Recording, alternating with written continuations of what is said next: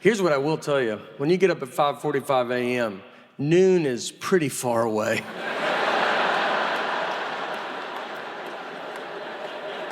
I mean, you will bet your life it's noon, and it's maybe 8:30.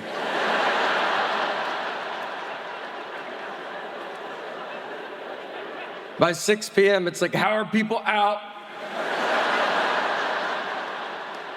Why won't the sun go down?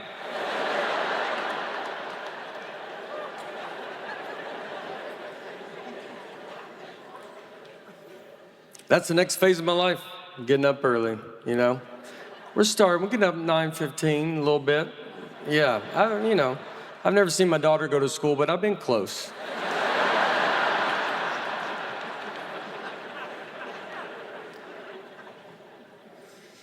I'm cold now, too, that I'm old. 45, I just get cold. I always have to bring a jacket. It could be 135 degrees outside, and I will walk around with a jacket. And I see these young people, and I just think, where are your jackets?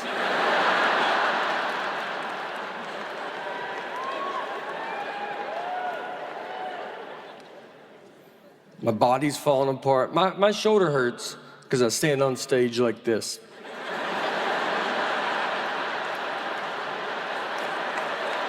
It's crazy. This was a huge mistake to get into this. If I had known that this would be a big problem, I would have probably tried to not make it a habit. My body can't handle this. And I went to the doctor to try to fix it, and they talked to me like I was an old car. He just goes, I wouldn't put any more money into it, to be honest.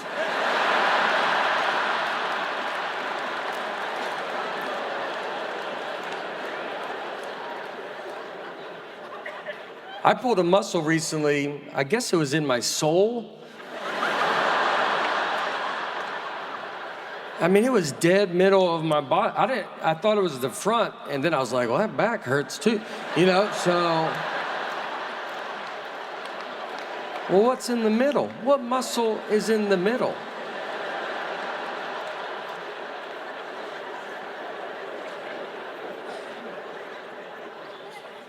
I went hiking. I jumped off a rock, a foot high. When I landed, it felt what I would imagine being struck by lightning feels like.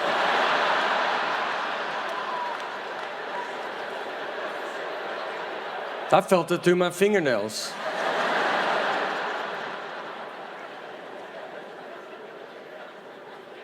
$50-50 if my zipper's up or down anymore.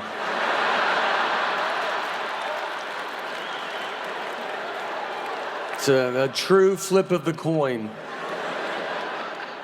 I don't know what's happening. I've zipped up my whole life. And now, just head out. I'm like, all right, I'll see you boys later. Just head out. Take my pants off at home. They come off easy. I'm like, that was 4 hours I was walking around like.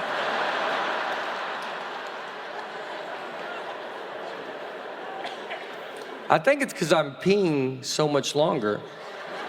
And I'm not used to this new old rhythm yet. Because in your 40s, there's a lot of false stops. You learn pretty quick to be like, let's hang back, let's let traffic thin out a little bit.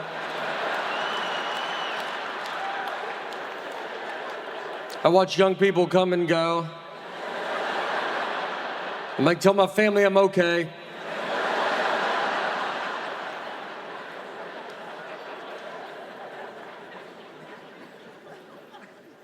Food is I still have a problem with food. I love processed food. I love it.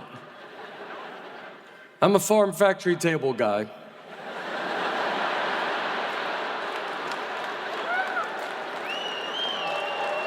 I want the most hands involved in my food.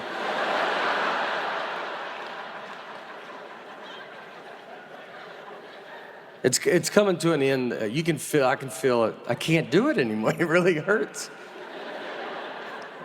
And I tell myself, like, I've done it. My jersey would be retired of eating fast food. I've done all the stuff. I've had Taco Bell and threw it away in my neighbor's trash so my wife didn't find out.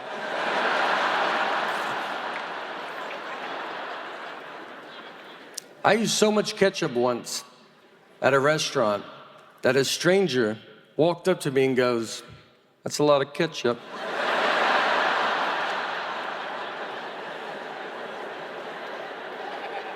Do you know how much ketchup you gotta use?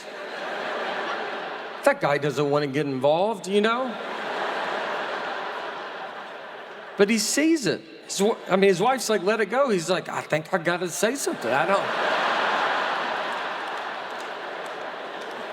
I don't think he knows that no one's using that much ketchup.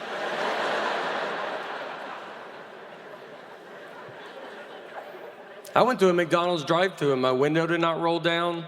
That's the universe saying, give it a rest. And I fought through it. It's embarrassing, because they can tell, because I had to pull, because I gotta open my door. So it's gonna hit the speaker, so I gotta drive by it. So the car behind me is like, "Are you leaving?" I'm like, "My window don't roll down."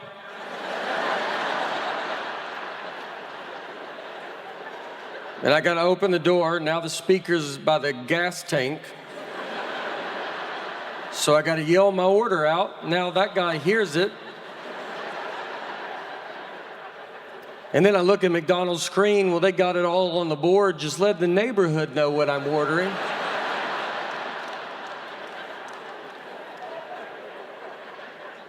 And then I drove by the window, the drive-thru window, and I gotta go by it, because I gotta open my whole door. So I go by it, and I see them. They're like, "Where are you going?" I was like, "Nowhere." And I go by, and they see my whole body sitting in a chair. It's crazy. If you've never done it, it's the most vulnerable I've ever felt in my life. You're just sitting there, and you're like, "Hi." They see your feet. They just throw it at me like a bear. Just throw it.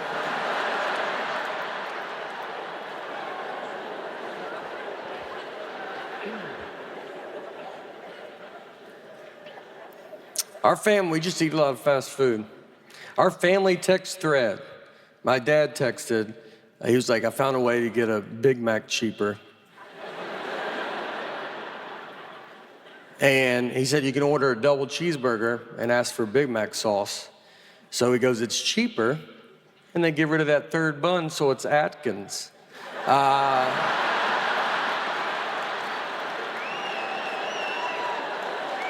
That's how you do it. That third bun is the one that you're like, "I don't know if I need the third bun."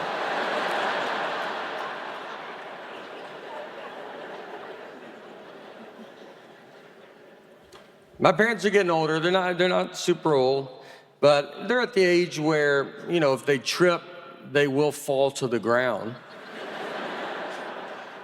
There's just an age where it happens. If I trip, my body hasn't touched the ground in 40 years. But for them, it's just, I don't know. It's like the upper is like, "We're going." And the lower is like, "What?" And it's just, bro. And there's no like, whoa. It's just, they don't even know what's happening. They're just looking at you, and you're like, "You're not feeling any of this?" And they hit the ground so hard, it's like they got thrown off a roof. Everybody hears it, they're like, "What's going on?" My parents are down. I gotta get them up. My mom's got a bruise that won't go away for 2 years.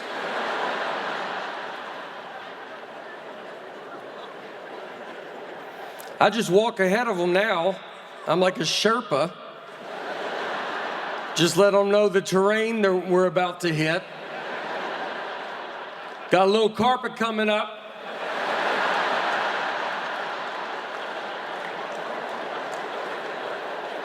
Got a little carpet, won't go outside, a little brighter than inside. Yeah, and cobblestone, you ain't gonna make that. So, lay down on the carpet. I'm gonna back the car up in the building.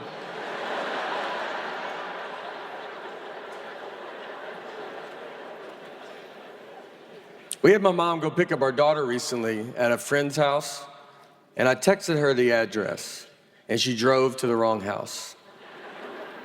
She knocked on the door, another grandmother answered. Well, this is no good. This is like two dogs seeing each other through a fence.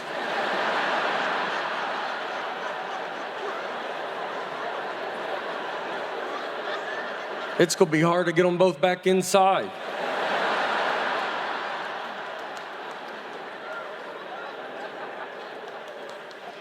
So my mom, she goes, is my granddaughter there?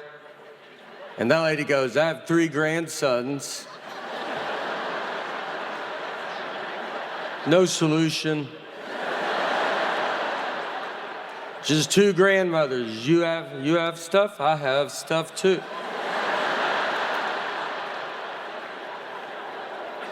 They talked for 30 minutes. It's a wrong door. I had to go get my daughter, then find my mom.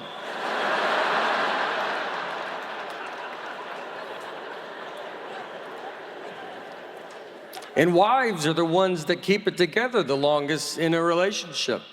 If you see an old married couple, like 80-year-old, they're 80, the wife is just, she's with it.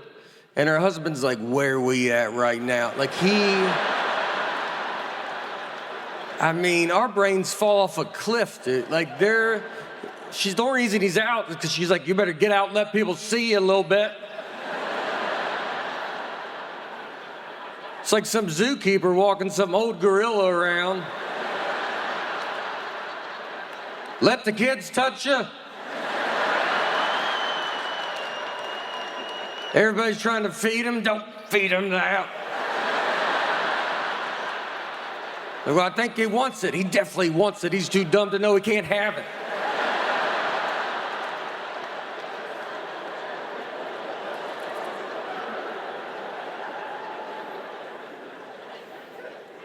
My dad goes to the hospital all the time. I mean, he has surgery 8 times a year, probably.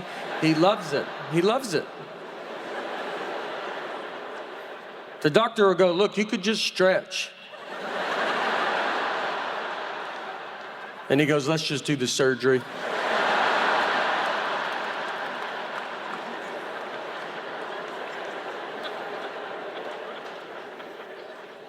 He had surgery because he was addicted to Afrin, the nose spray. Yeah. Look, I got addicted to Afrin as well. I would honestly tell you, if you don't know what it is, I would tell you not to get involved. It's one of the best things I've ever been part of. When I was on it too, my wife was furious. I had to try to hide it from her. She could hear it from 3 blocks away, just one little puff. What's that? I ain't gonna live like this. I ain't worked this hard not to do Afrin in my own home.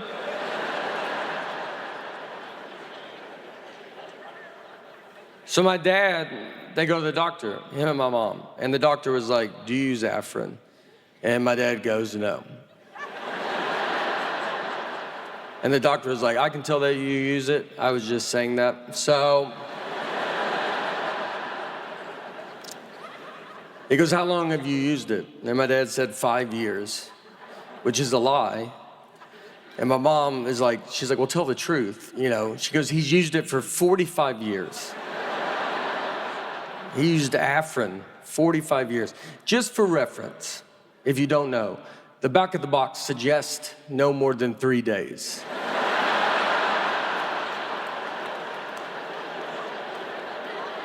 I mean, there's not a medicine on earth that tells you to give it a good 45-year run.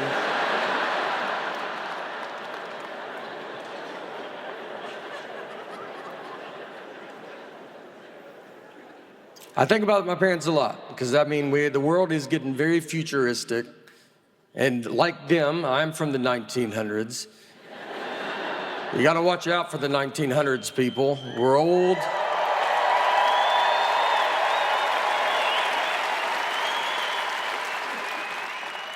It's so, I mean, my great Aunt Helen from the 30s, she's deaf. They didn't know she